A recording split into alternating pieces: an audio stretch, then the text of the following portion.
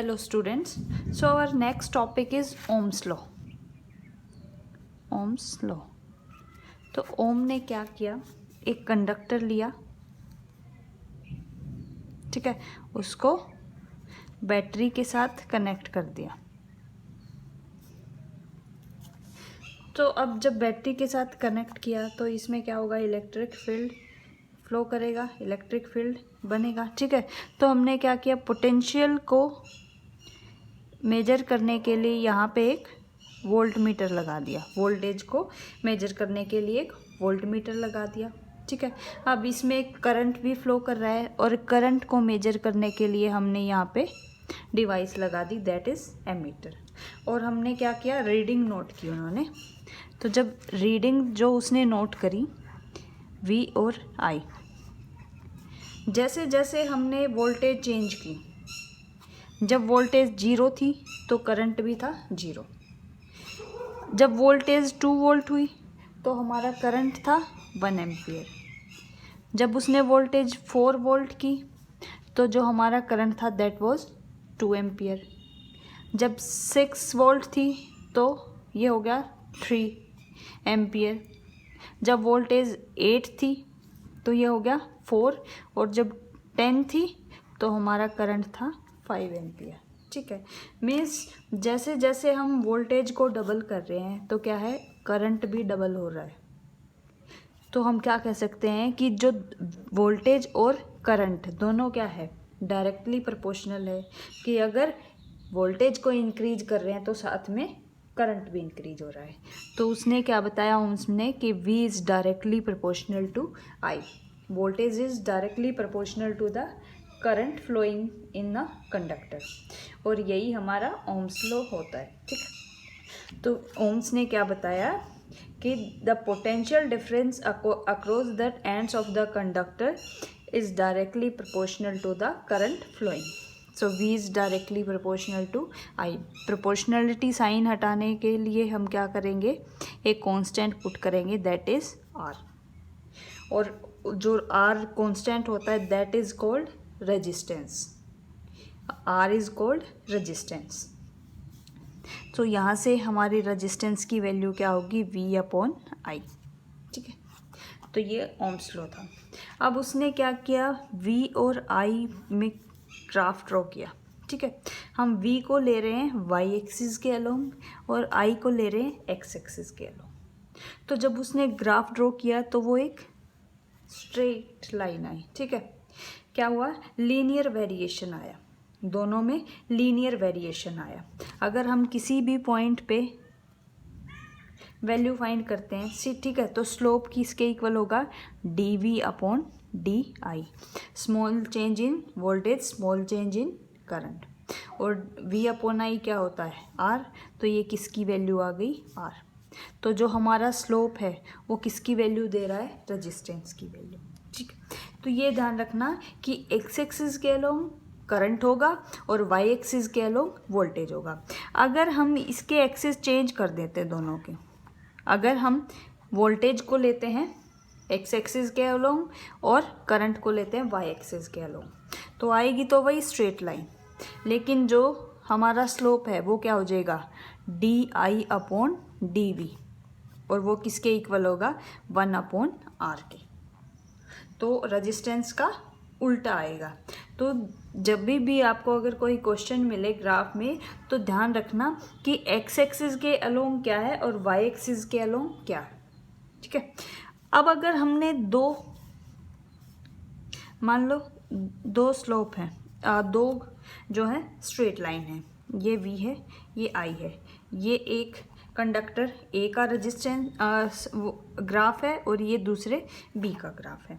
तो किसके केस में जो है रेजिस्टेंस ज़्यादा होगा, तो हम कैसे फाइंड करेंगे, मान लो हम इस पॉइंट पे यहाँ निकाल रहे हैं, तो ये क्या आ जाएगा, dV/dy A कंडक्टर के लिए, और B के लिए निकालेंगे तो भी dV/dy, लेकिन dy की वैल्यू अगर यहाँ निकाल रहे हैं इसके लिए, ठीक है, तो डी आई की वैल्यू किसके लिए स्मॉल है, ए के लिए और बी के लिए ज़्यादा है। अब डी आई की वैल्यू जिसके लिए स्मॉल होगी वो क्या होगा, आई की वैल्यू जिसके लिए स्मॉल होगी वो क्या होगा, ग्रेटर होगा, वो क्या होगा, ग्रेटर होगा। तो इस केस में किसका रेजिस्टेंस ज़्यादा होगा, ए का, ग्रेटर देन आर बी। तो ए कंडक्टर का जो रेजिस्टेंस है वो बी कंडक्टर से ज़्यादा होगा, ठीक है। और जब अगर इनकी एक्सिस चेंज करते हैं हम तो क्या होगा, ये भी चेंज हो जाएगा, ये ए बी। तो उस केस में क्या होगा, R B will be greater than R A. तो बी कंडक्टर का जो है वो ए कंडक्टर से ज़्यादा रेजिस्टेंस होगा। अब हम ओम्स लॉ को डिराइव कैसे करेंगे, ठीक है। हमें करंट की वैल्यू पता होती है, क्या होता है, N E A V D. हमने ड्रिफ्ट वेलोसिटी वाले में करंट में निकाला था, हमारा करंट ये होता है। और ड्रिफ्ट वेलोसिटी किसके इक्वल होता है, ई टो अपॉन एम। यहाँ पे आई क्या है, करंट फ्लोइंग, एन क्या है, number of free electron per unit volume, E क्या है, चार्ज ऑफ इलेक्ट्रॉन, ए क्या है, area of cross section, V D is drift velocity, E is electric field, tau is the relaxation time and M is the mass of electron. But हमें पता है electric field की value क्या होती है, we upon L, ठीक है। तो यहाँ से वी डी की वैल्यू क्या होगी, यहाँ पे ई की वैल्यू पुट करेंगे, ई तो वी अपॉन एम एल, ये हो गई। अब ये वी डी की वैल्यू हम करंट में पुट करेंगे तो हमारा करंट क्या हो जाएगा, I equal N E A multiply E tau V upon M L, ठीक है। तो ये क्या आ गया, N E square A tau upon M L और साथ में क्या है, वी। अब हमें पता है कि आर किसके इक्वल होता है, वी अपॉन आई।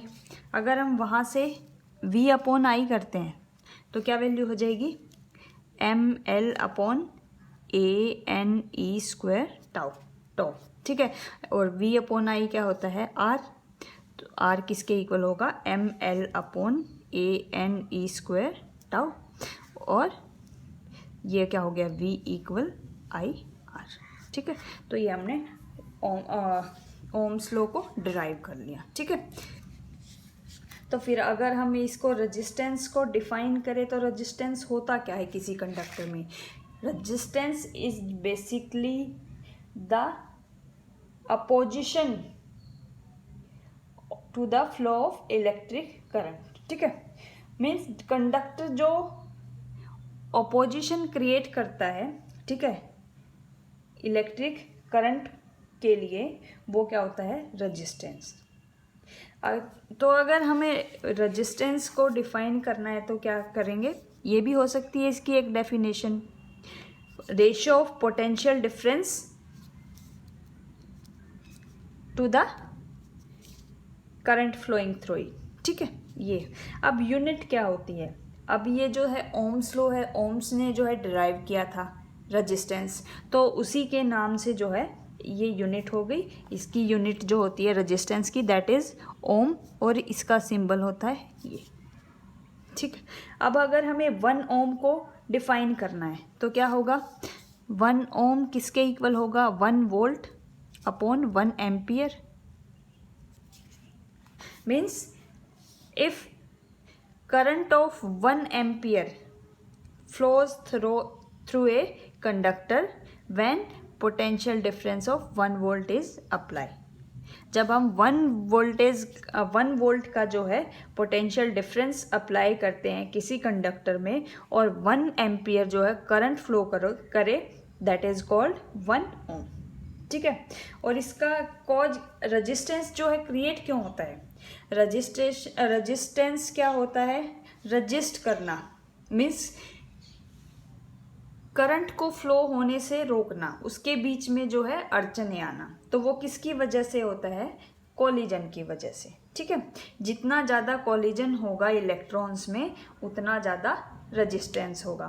कोलिजन ज़्यादा होगा तो क्या होगा, रिलैक्सेशन टाइम कम होगा, रिलैक्सेशन टाइम कम होगा तो रेजिस्टेंस क्या होगा, ज़्यादा होगा। तो रेजिस्टेंस जो है वो किस किस फैक्टर पे डिपेंड करता है, एक तो लेंथ ऑफ द कंडक्टर पे डिपेंड करता है कि जितनी ज़्यादा लेंथ होगी उतना ज़्यादा रेजिस्टेंस होगा। एरिया ऑफ क्रॉस सेक्शन, यानी जितना कम एरिया होगा उतना ज़्यादा रेजिस्टेंस होगा। और एक रिलैक्सेशन टाइम, अगर रिलैक्सेशन टाइम कम होगा तो क्या होगा, हमारा रेजिस्टेंस ज़्यादा होगा। ठीक है, फिर उसके बाद आता है इलेक्ट्रिकल रजिस्टिविटी, या फिर इसको कह सकते हैं स्पेसिफिक रेजिस्टेंस। ठीक है, अब जो हमने देखा यहाँ से हमारा जो रेजिस्टेंस है वो किस किस पे डिपेंड करता है, एक तो लेंथ पे डिपेंड कर रहा है, आर जो है वो डायरेक्टली प्रोपोर्शनल है एल के, और दूसरा किस पे डिपेंड कर रहा है, एरिया ऑफ क्रॉस सेक्शन, उसके क्या है, इन्वर्सली प्रोपोर्शनल है। और किस पे डिपेंड कर रहा है, ये जो है टो टाइम, रिलैक्सेशन टाइम क्या है, अगर हम टेम्परेचर को इंक्रीज करेंगे तो क्या होगा, थर्मल स्पीड बढ़ेगी, थर्मल स्पीड बढ़ेगी तो जो है हमारा रिलैक्सेशन टाइम क्या होगा,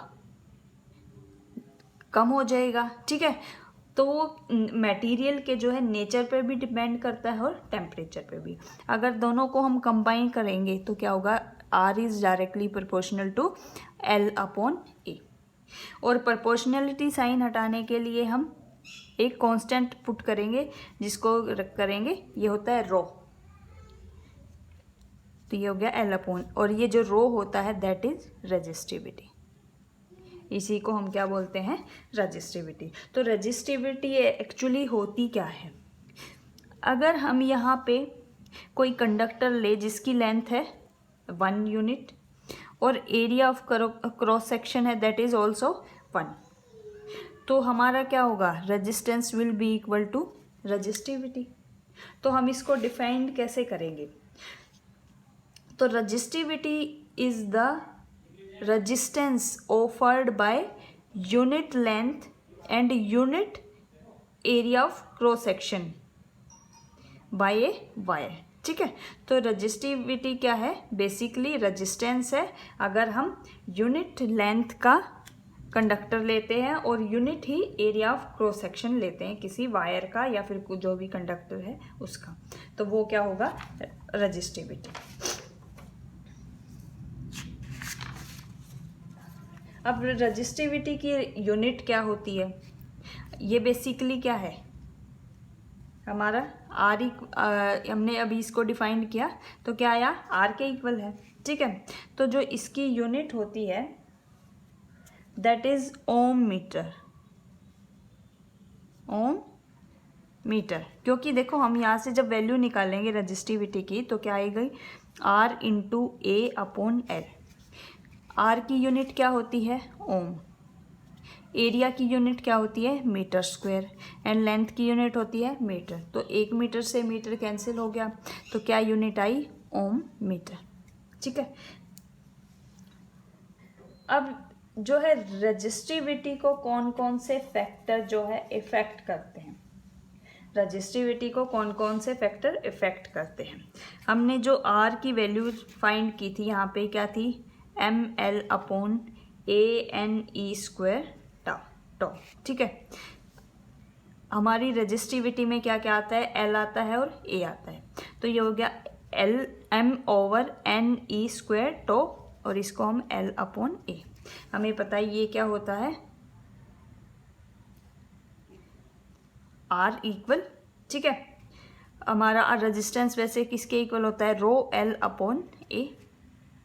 अब जब दोनों इक्वेशन को हम कंपेयर करेंगे तो रो की वैल्यू क्या आ जाएगी, M upon N E square tau, तो रो हमारा रेजिस्टिविटी हमारी किसके इक्वल होती है, M upon N E square tau.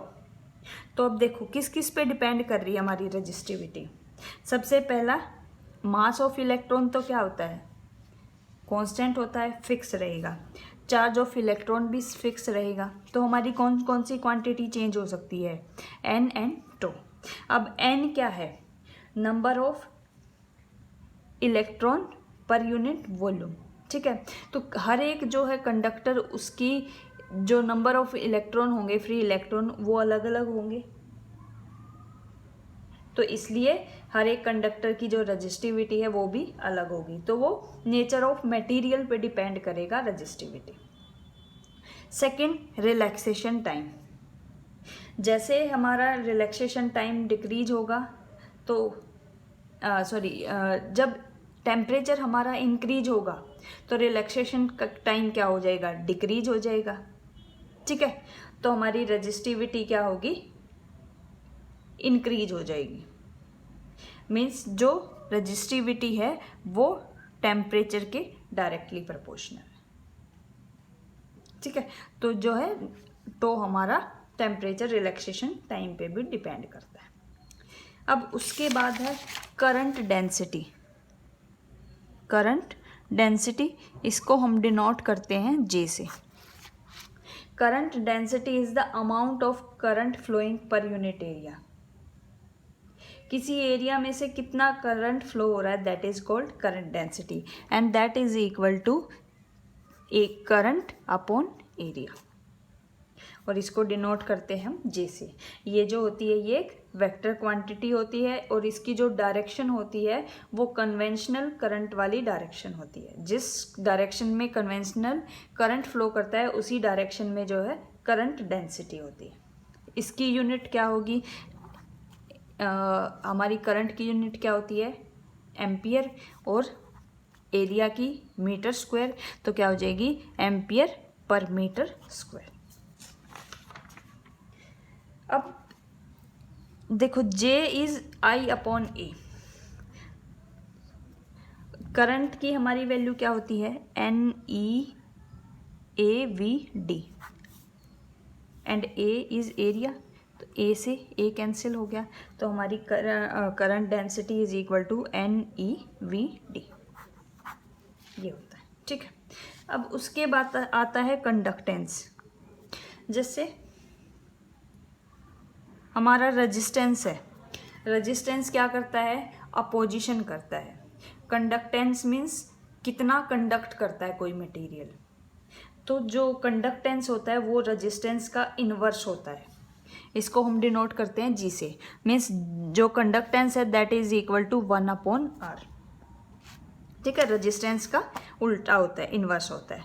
तो अब इसकी यूनिट क्या होती है, हमारी रेजिस्टेंस की यूनिट होती है ओम, इसकी होती है, ओम को उल्टा करके लिख दो मो, या फिर अब मो जो है वर्ड अजीब सा लगा तो बाद में जो है इसकी यूनिट कर दी साइमन। अब जैसे रजिस्टिविटी थी ऐसे ही कंडक्टिविटी, इसको डिनोट करते हैं सिग्मा से। तो जैसे कंडक्टेंस इनवर्स ऑफ रेजिस्टेंस, तो conductivity inverse of resistivity, so sigma equal 1/ρ। अब इसकी यूनिट क्या होती है, हमारी रजिस्टिविटी की यूनिट होती है ओम पर मीटर, तो इसकी हो जाएगी मो पर मीटर। ठीक है, या फिर साइमन पर मीटर। ये हमारा हो गया कंडक्टिविटी।